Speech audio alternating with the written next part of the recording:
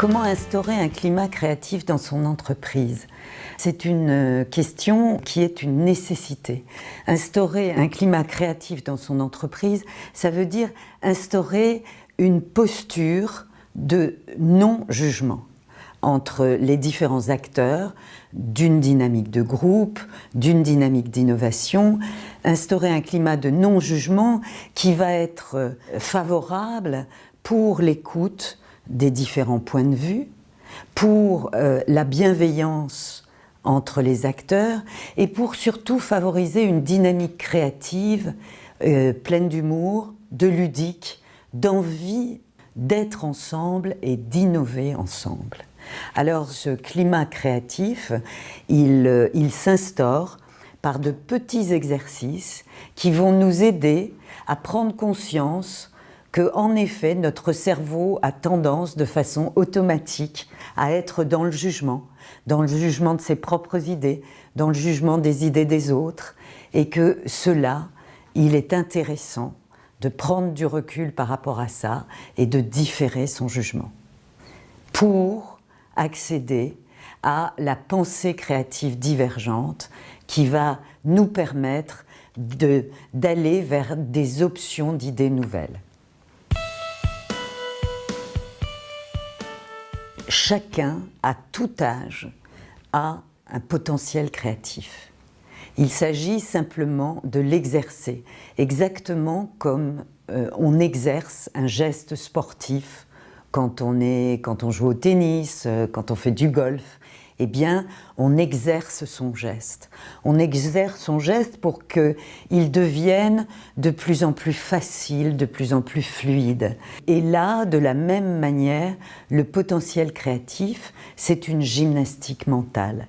C'est pratiquer régulièrement la gymnastique d'associer sur les idées les uns des autres, de pratiquer régulièrement la curiosité créative, de jamais faire au quotidien une chose de la même manière, mais essayer de la faire de manière différente.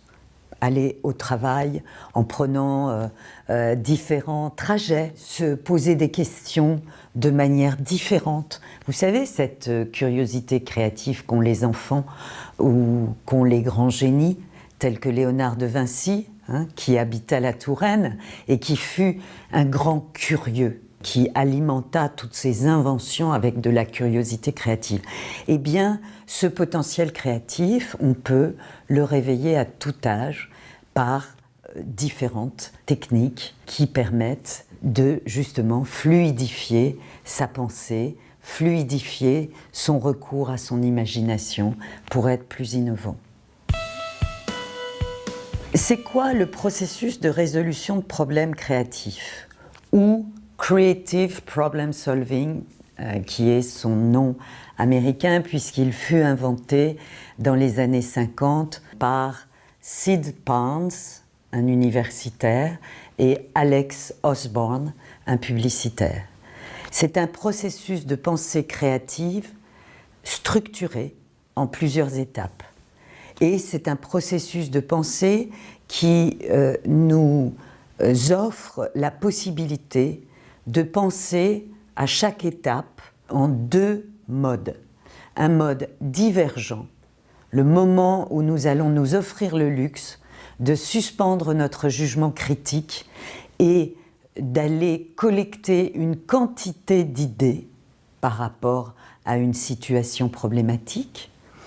Et le moment dit de convergence, où nous allons nous intéresser à cette quantité d'idées que nous aurons produites et y chercher les pépites, évaluer en fonction de notre objectif quels sont les germes d'idées que nous voulons faire croître et développer. Le processus de résolution de problèmes créatifs comporte 3 grandes phases.